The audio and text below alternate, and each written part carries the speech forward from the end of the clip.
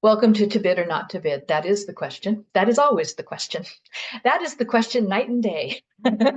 I get questions whether I should bid this or not almost every week for sure. Just as a reminder, I am not a lawyer. I may sound like one sometimes. I am not a lawyer. This is just discussion. This is not legal advice. Nothing today is legal advice. You are encouraged to take whatever notes and documents and things and bring them to your own legal counsel, and always do what you feel is right, not what anyone else says except you, your legal counsel. Okay. This is, a lot of people talk about the best practices and how to, and they wonder where they come from. They come from a lot of places, but a lot of places stem from the governing codes. We're going to start with the governing codes. Then we're going to talk briefly about the legal delivery types, steps to preparing for a bid, a little bit about the job walk and bid day, a little bit more about award, and then managing the contract as it stands currently in law all the way through completion and closeout. This alone could be a day-long session, so you will find that I am brushing over things that maybe you want me to spend more time on so you can ask questions, but if not, it might be that I'm taking a list of things that I need to go deeper on in the future too. Governing codes. The most important code that I'd love for each of you to read when this show is over is PCC 20110 through 20118.4. You can click on the link in the PDF of this that I will be giving you after the presentation today and go there and read it for yourself. I will tell you that one of the biggest things from any slideshow you may ever get is to go to the codes that are listed there and read them for yourself before you worry about what's on the slide. Now, my slides, if I put things in quotes, I'm actually copied the code and pasted it into the slide. If it's not in quotes, it's somebody's half-baked version of what's in the code, and it's going to leave out a lot of things that give it context. So if you get anything out of today, I would hope that you would know and hear me when I say, read the code, then you'll know to ask the question, okay? The thing about it is there's a lot of codes. So the Uniform Public Construction Cost Accounting Act is also in the Public Contract Code, but it's a different section, and it's an exception to the $15,000 limit. And then there's the Civil Code, the Ed Code, the Government Code. There's a few more, but those are the primary ones. And then you have to add the court cases and the rulings, and then the organizations who have oversight, and they have all their rules. It's just not something for wimps. I gotta say, doing public bidding for construction contracting in California is an art and a science, both. And bid limits apply to things other than construction. They apply to goods and services and personal property, non-construction services. And we're going to be defining a couple of these in a minute so that you really hopefully have clarity and can help explain it to other people as to what maintenance is versus a public work. And there are options for delivering construction. We're going to concentrate today on hard bidding, but there are also lease-leaseback, which is where you as a district lease your property out to an entity who will develop it, and often that's a contractor, and for $1 a year, and then they improve it and lease it back to you. And it gets more complicated than that, but that's the gist of it. It was originally intended for people who could not afford to do projects, and it was a funding source. Now it has become a delivery method. CM multi-prime of various types, at risk, not at risk, etc. And that is what you do as a district every time you may contract with two different contractors to help you with one project. You're actually doing a multi-prime project at that point. So say you hire a window blind person to install new window blinds, and you hire a painter to paint the interior of a portable, you have multi-primed. Oh, surprise. And we love that method for small projects and simple things, and the bigger projects, not so much. For good reason, but that's for another day.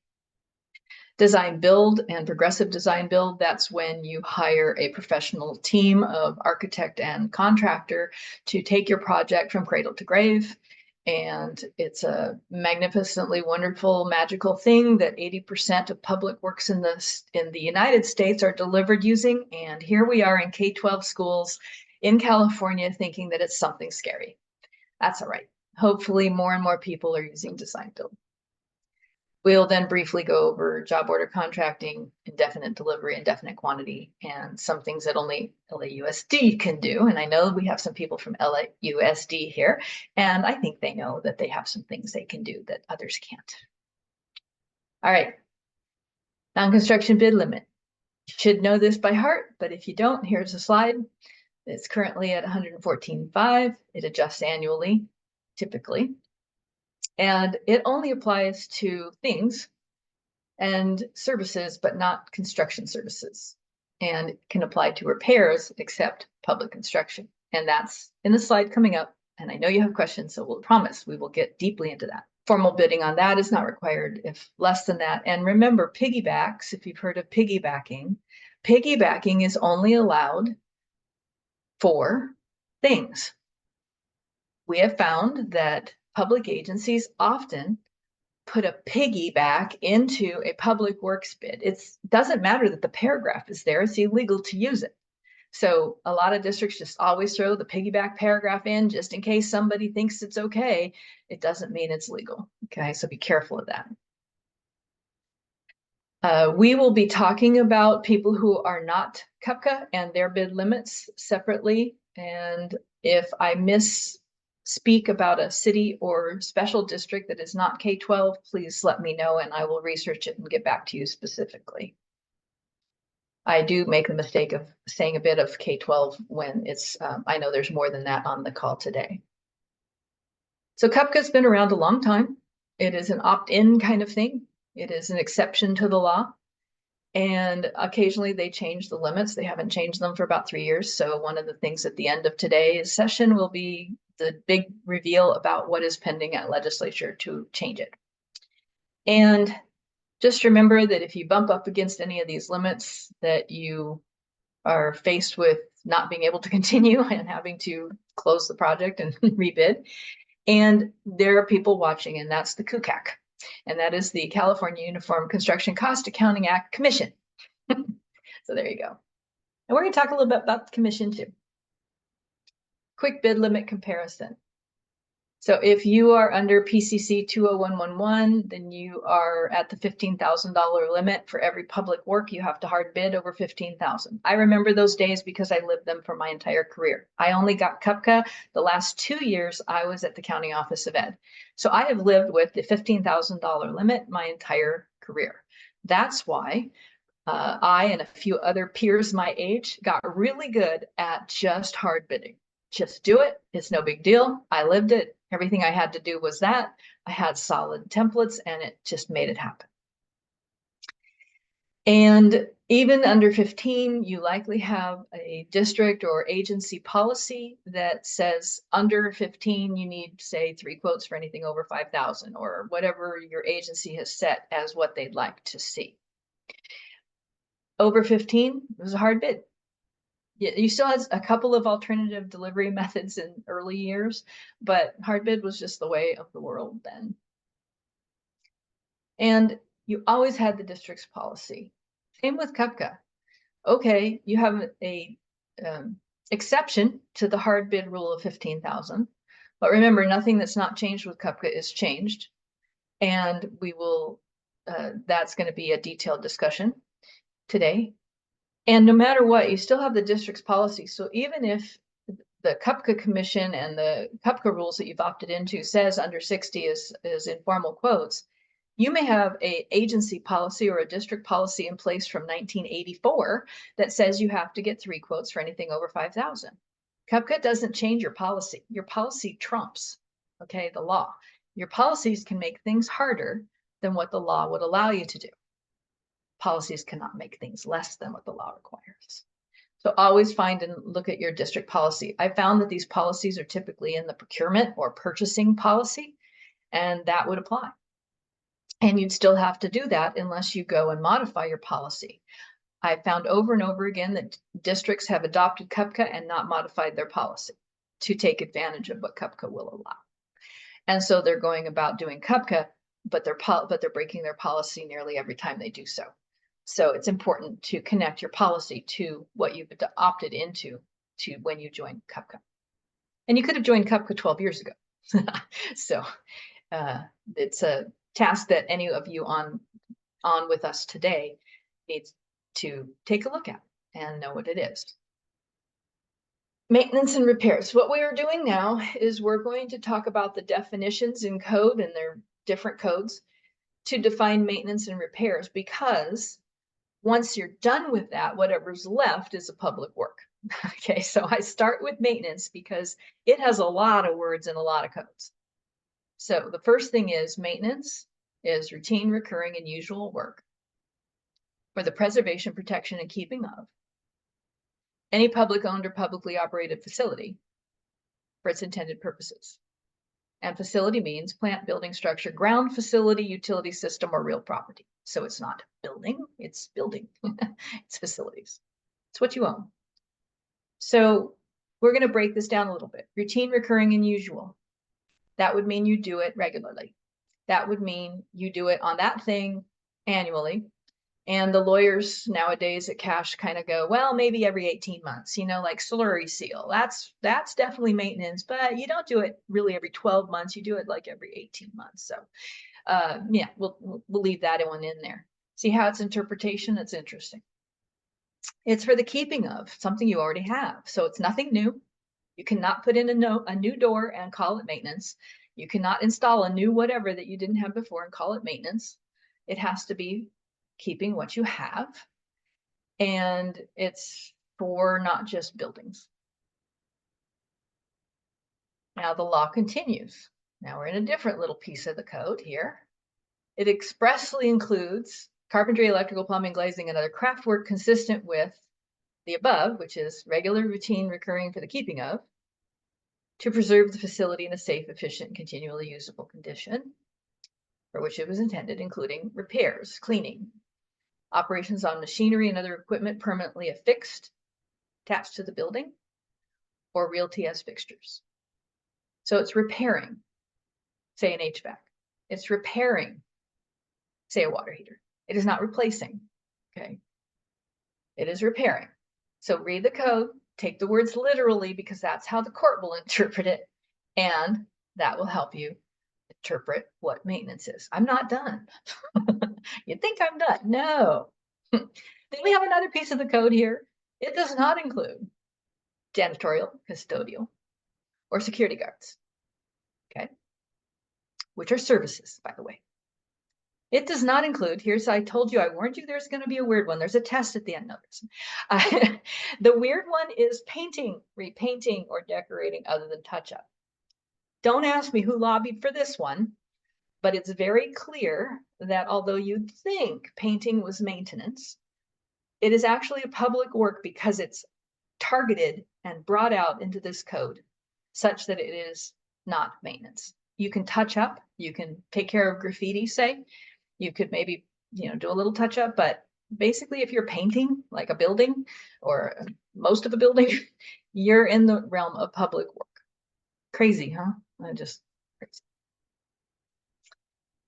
Now there's maintenance services, drain clearing, lubing, oiling, filtering, pest control, lawn mowing, bush trimming, not trees, that's a public work every time, oh my God. But and similar maintenance services. So you definitely have services that you can do, and we already mentioned that that's a higher bid limit, so that's very helpful, and it's per thing, so that's very helpful. So you can parse out services.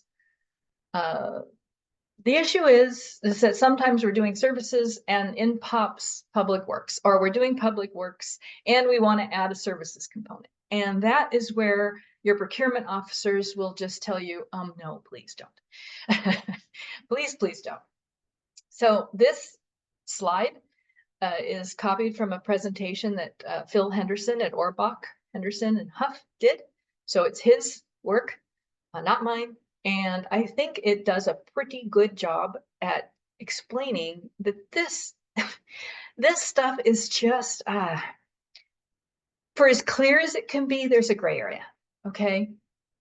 So keep this slide. You're going to get this slide. Post it up on your wall. Replacing all the plumbing fixtures in a bathroom versus replacing one rusted component of plumbing fixtures in one bathroom. See the difference? One's a public work. The other is maintenance, maintaining what you have to be working. The law is built around the fact that you're maintaining often. So for the districts who don't have a solid maintenance budget and don't have solid maintenance personnel, and they avoid maintaining for years, and then they come along and holistically attempt to maintain, they're public working. Maintenance is usual, regular, customary for the keeping of constant, continuous, something you already have. That's maintenance.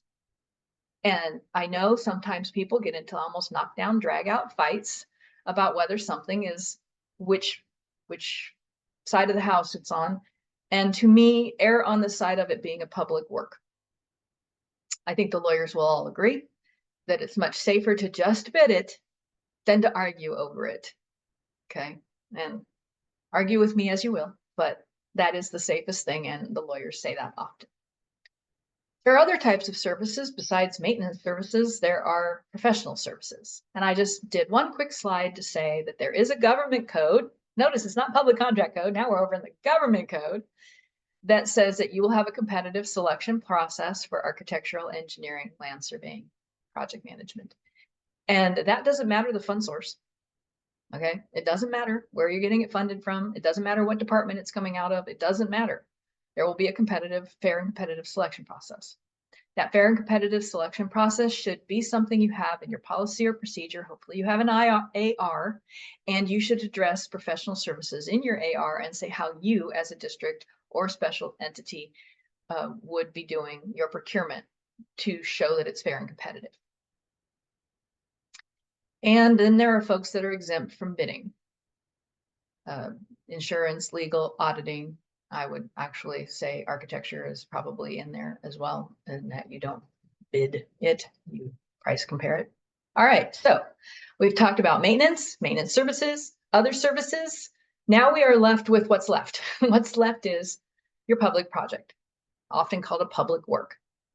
That is defined in PCC 2202 as construction, reconstruction, erection, alteration, renovation, improvement, demolition, and repair work. And lovely painting or repainting. That little carve out. So if you're constructing something new, reconstructing something you have, putting something up, altering something that you already have, again, this is all public works. There's no maintenance in this area. It isn't, even though the maintenance department may do it, even though maintenance funds may do it, even though you have RRMA funding it or whatever, you are procuring it as a public work, okay? So one of the things we get mixed up a lot in our environment is the requirements if you are getting state funding, the requirements if you are CUPCCAA, the requirements if you are or are not going to register with DIR, the requirements if you are and are not going to DSA. Those are all separate conversations. The one does not relate to the other. I can't say that enough. Whether something is a public work for purposes of procurement is the codes I just presented to you. Not that it's coming out of the IT department. Not that you have a grant for it. Not anything else. Okay, it's a separate test. I call it the tests of the project. That test is separate. If you have someone who is asking you for work, you would look at the work from this lens, even if it's something simple like removing casework. You have a change that's going to happen. We're going to talk about the force account. If you have someone inside your district, say, that wants to go ahead and take care of removing that cabinetry, you can point to your force account limit. We're coming up to that in just a moment. So if I don't cover your question completely, please let me know. Another code that you have is the public contract code on emergency repairs. And do note that CUPCCAA emergency repair code is different than the standard one. All right. So if you're in CUPCCAA, you'd be using that one. But if you're not, you'd be using this one. but I'll tell you the both are the same as far as it being a sudden, unexpected occurrence. And there are other legal things that tell you that a buildup of blight in your site that suddenly causes a problem is not a sudden occurrence. If you could have and should have known that you had a failing roof, and you could have and should have known that you should have repaired it, and you just didn't because you chose not to because of whatever reason, you didn't have the money, whatever, and you suddenly have a roof leak, that's technically not an emergency. It feels like an emergency to you, but the appellate courts and the code basically does not support you letting something work to failure and then calling it an emergency to contract for it. I don't know many people who care about that and they just let something go and until it fails, and then they raise the emergency flag because at that point it truly has become one, but it's not codified as one. So just be aware. One of the things as maintenance personnel we could say is that if you don't give me funding on this, we will have it fail. And technically, I'm not supposed to be allowed to use the emergency procurement process because we knew it was failing. And we have time right now to bid it. Therefore, you're supposed to bid it. It's just a quick reference of delivery methods. Typically, the price-only ones are hard bid, the one we're concentrating on today. CM multi-prime, because the CM might be acquired through an RFQP, but the actual contracts are typically bid out, hard bid. Job order contracting is a bid, hard bid. It is a price-based. And again, today is not about alternative delivery methods. If you have questions about what these are or have never heard of them before, you can email me after and I'll try to give you more materials in detail on those. Lease leaseback is typically a qualifications and price process, as is design build. You would evaluate their qualifications. You often have a price component in that, although it's not necessarily the project cost as much as it is how much they are as a firm to work with. And you are allowed to use qualifications to make your decision about what professional service provider, contractors or professional service providers, not for code, but as a profession. Construction contracting is a profession, and they're highly trained and qualified typically to do what they do. So you're getting them along with a team. This I'm not going to spend a lot of time on today, but I will leave it in here. It does go into a little bit about job order contracting. Just note that right now, job order contracting is legal as long as you have a district-wide PLA with no exceptions and you get training. And it's not as easy as it looks at all. And then there is a best value procurement process under evaluation with LA Unified. And so that means right now we can't do best value procurement, but usually when LA Unified succeeds on these trials, it comes baby stepping into our realm. So look forward in the next few years, if it goes well, that we may have a best value ability to do work as well. It'll probably come with a lot of hooks and bells and whistles that you have to comply with, but one more option in our back pocket is not a bad thing. Do note that there is a technology code in public contract code, and that talks about, hey, we understand that there's some stuff out there that as fast as you spec it, it's changing. And this was written during the early days of technology, so things were changing an awful lot compared to now. And note that this says that this section does not apply to contracts for construction, procurement of any product that is available in substantial quantities to the general public. So remember, this code is old. So I would posture that laptops are not unavailable in substantial quantities to the general public. Neither are copiers. Neither are a lot of things. So assuming that you comply with technology RFQ, you need to read the entire code for yourself and make your own decision. Because what was in the past something that we put out as laptops where we were I remember the early laptops were highly customized for schools, and you could not go to Best Buy and buy one. You had to get a school specific one, and they had to be made for you. That's why we were buying laptops in the old days under the technology RFQP. But nowadays, what are you buying? Is it highly customized and not available to the general public? Or is it available in substantial quantities to the general public? Therefore, you should do a bid. And your bid can have a lot of the same requirements as an RFQ. You can make the bidders prove that they can repair it. You can make the bidders prove that they can do all those things. You don't need to RFQ to get some of those benefits into a bid. There's also government code and ed code. See all these codes, and public contract code and the government code, all involved in energy procurement. And no matter what you're doing, don't forget that a second test is whether or not it needs to go to DSA. And I'll end with force account, and then I'll go back to emergencies in just a second. Okay, so force account. So we had that question about cabinetry. Oh, well, what if a principal wants us to come in and take some cabinets? Okay, that's not maintenance, okay? It's not usual routine recurring. You are modifying something. But if you have maintenance personnel who are willing to go in and remove the cabinetry, then you can point at PCC 20114 and say, potentially, as long as it's not cabinetry in every room across the entire campus, you probably are going to be okay within the force account, okay? And that is, you have 350 hours of work that you can do on what would otherwise have been considered a public work, but you can do it with in-house people. Okay. Now, if you're going to have to bid that out to get those cabinets removed, it is a public work. So then you'd go over to the public works process for figuring out. Today, we're going to talk about how to figure out where you land and how to procure it. Okay, so let's talk real briefly about moving back to emergencies. Who'll get mad at you if you use an emergency procurement instead of going out to bid?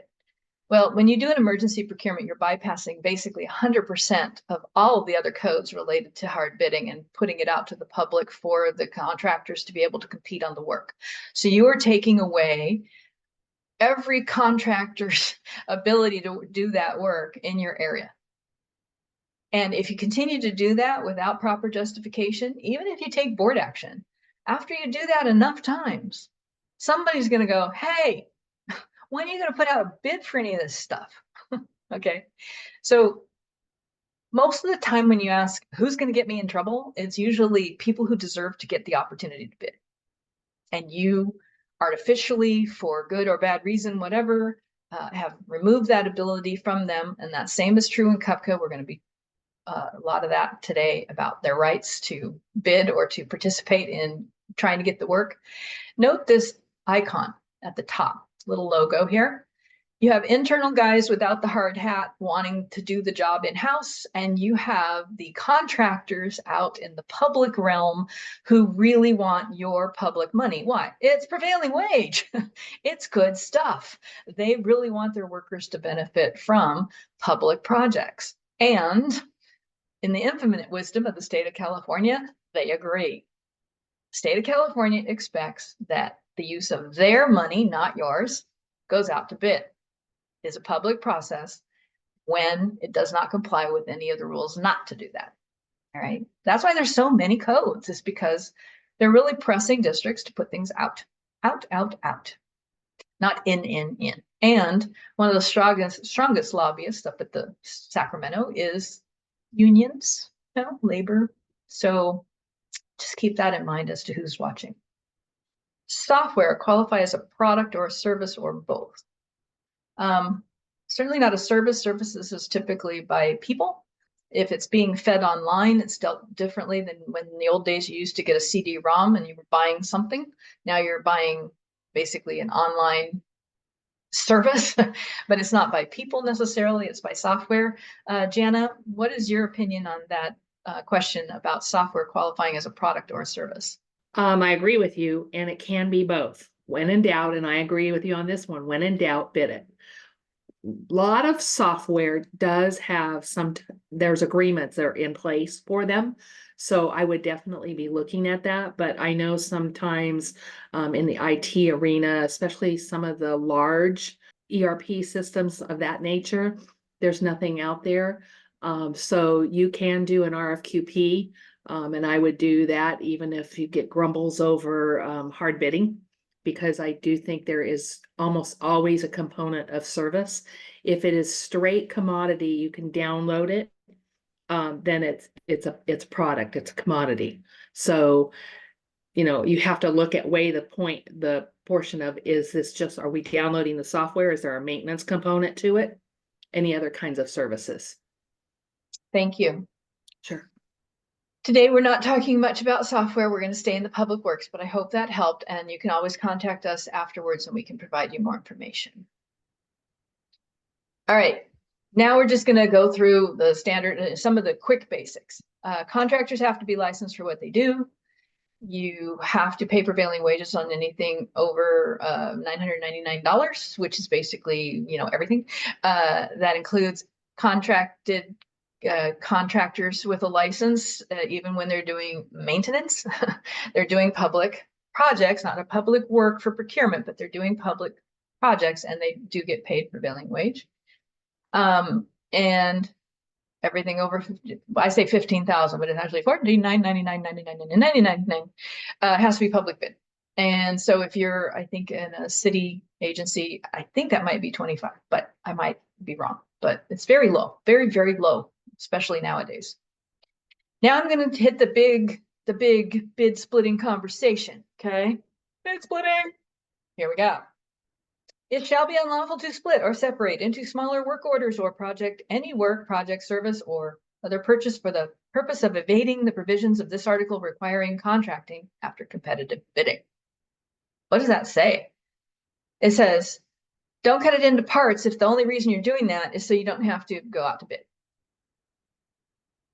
That's it. You're done. That's bid splitting. Why are you having the conversation you are having? If you were having a conversation about whether you have to bid it because isn't it just this site or isn't it just this thing or I'm not doing, then you're probably talking about it for the wrong reason. You're probably trying to avoid a higher level. And why are you trying to avoid it? Is it because you don't have a fast process for hard bidding? Is it because you don't have good templates for hard bidding? Is it because you don't just hard bid as a skill set? And you don't have enough personnel maybe, or you don't, there's lots of reasons why things are avoided, but those reasons are the wrong reasons. And you're likely potentially coming into a bid splitting situation. So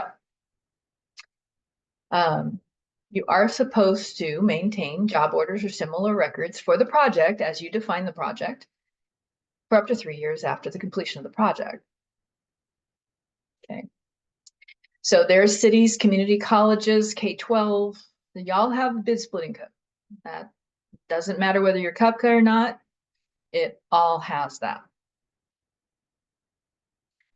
And most importantly is you use your CSAM, right? And cities and counties have the equivalent of an accounting manual, the government accounting manual.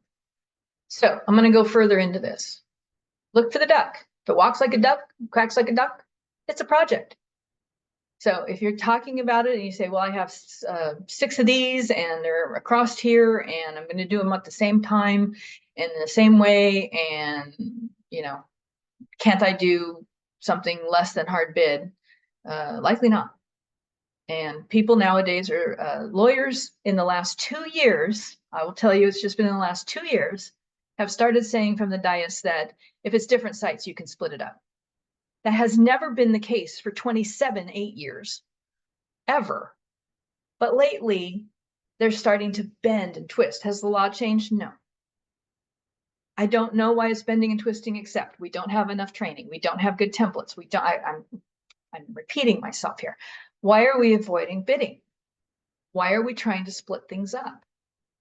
Well, in another 15, 20 minutes, you're probably going to hear something really surprising about informal bidding that'll change your mind about trying to worry about splitting things up. So here's an example. Let's talk about an example. Hopefully you have something in your mind that reminds you of. So had an example, ground mount marquees. Got 3 sites, got 3 of them, and I have the funding now. I have the specs now. I know exactly what I want now, and I'm going to do them all during this summer. Well, it's at different sites. So I could do 3 under 60, right? There are some specific examples from the CUPCCA Commission that would tell you no, that we will go over soon.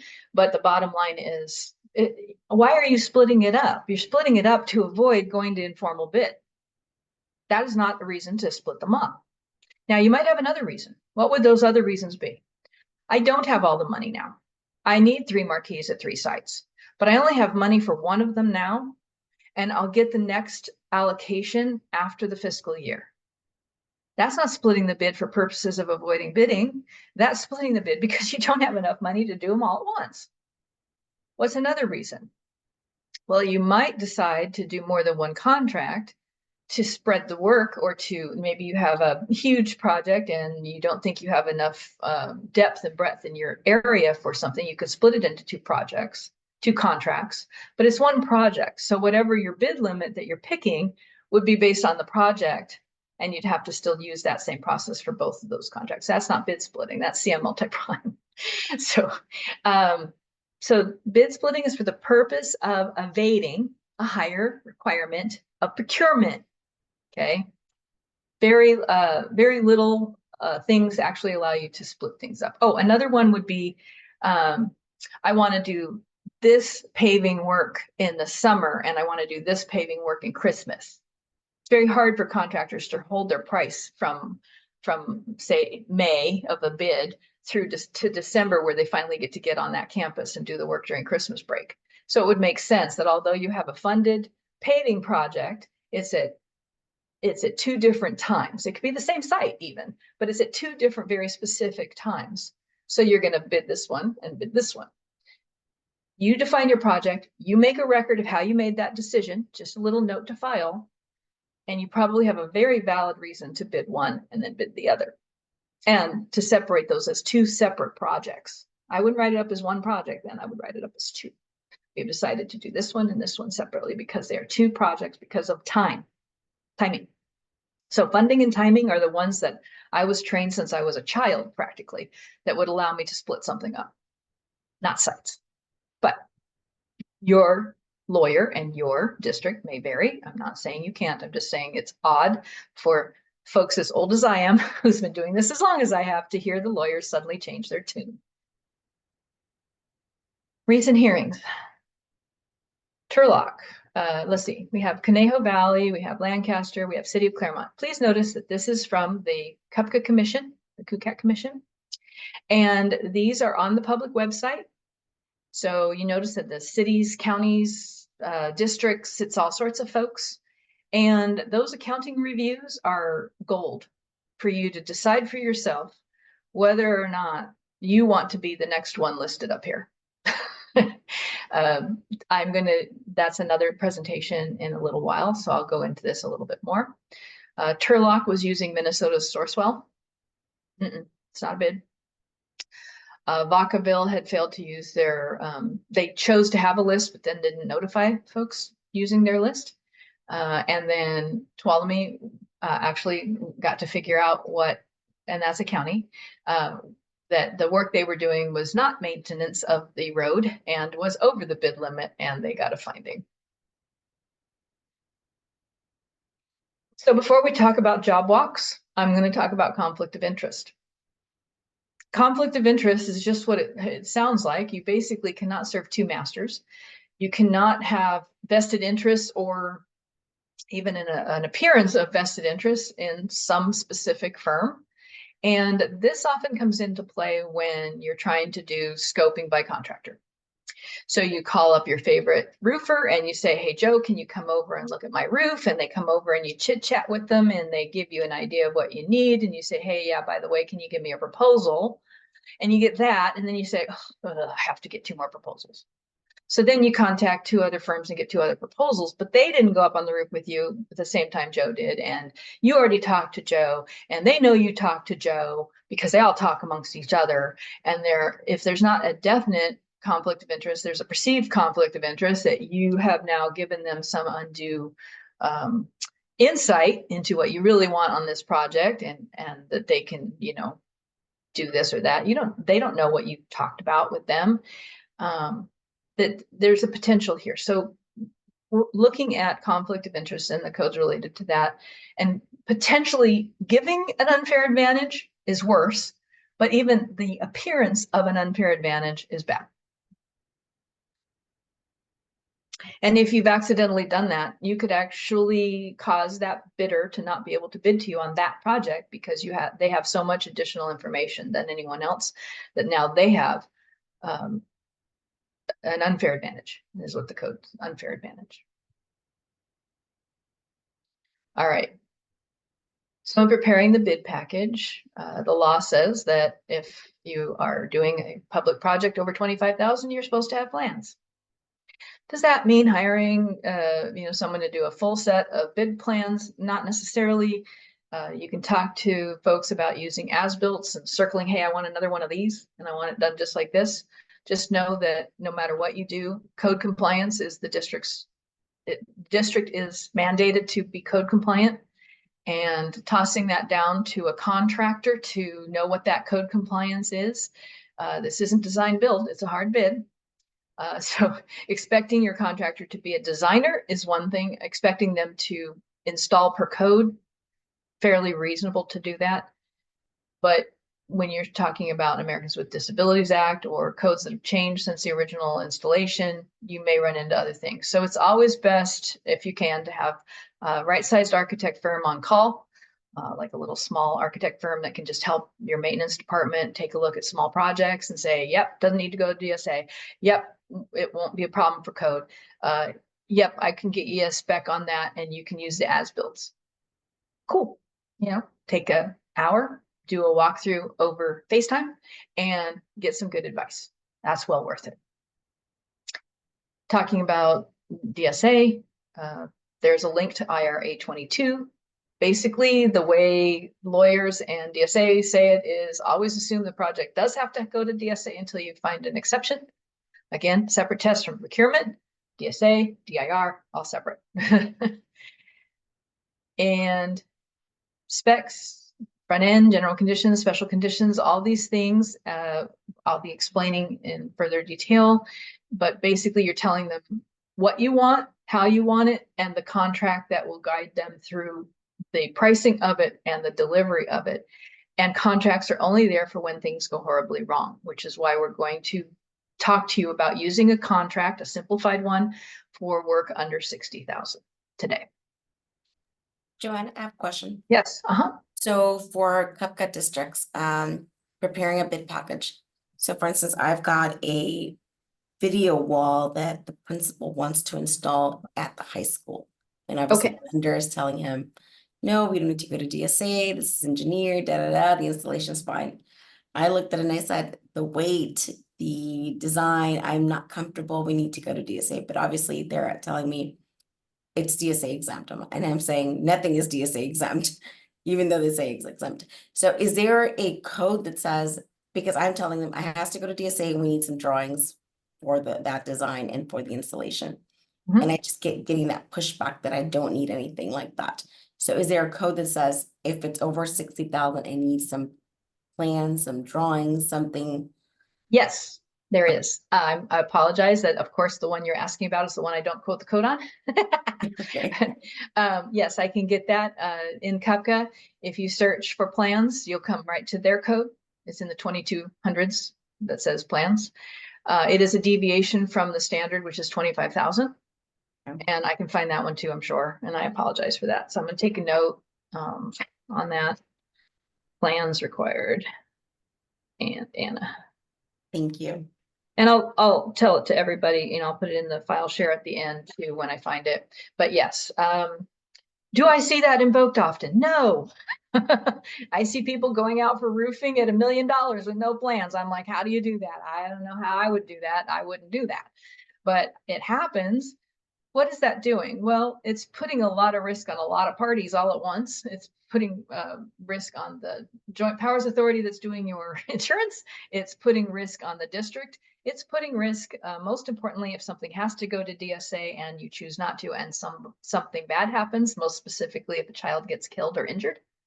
The board members are personally and individually liable and can lose their house, car, and livelihood for having not gone to DSA, even though they didn't know that staff decided arbitrarily and capriciously not to go to DSA.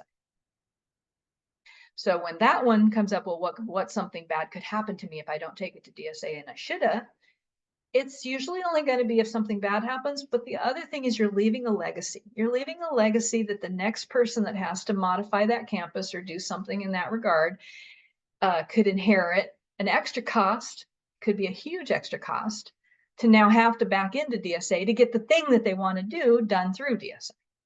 So there's two things.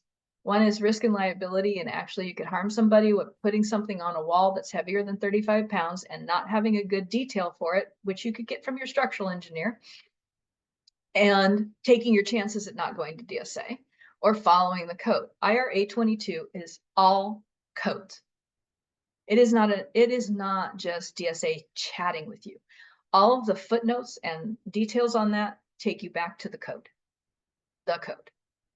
Okay, so I'm going to go to IRA 22 to find the code reference for the plans probably. Division of the State Architect is the permitting agency for K-12 school districts and community colleges. So it's the Division of the State Architect. For cities and counties and municipalities, that does not apply. And what would apply would be your local permitting entity and the codes and requirements for your local permitting entity. So Joanne? K-12 has a higher level of compliance because of the Field Act, and we are emergency evacuation centers, and we have an entire permitting entity for the entire state of California called DSA. Yes, Jana. Just to support you on that, for those who are kind of want to go around the DSA, I have a horrid story about a failure that involved DSA. It involved OSHA. It involved many different agencies. The moral of the story is go to DSA. There's one in the news right now that's actually changing some laws of a gate. It was a maintenance project. They wanted to install a new gate. It was at a public park, but it was associated with a K-12 site. And they had the gate guy come in and say, sure, I can put in a different gate. And they put in a different gate and it fell over and it actually killed a small child. So you really, it doesn't matter where the project's coming from, maintenance, IT, food service, it doesn't matter what's funding it. It is a separate test.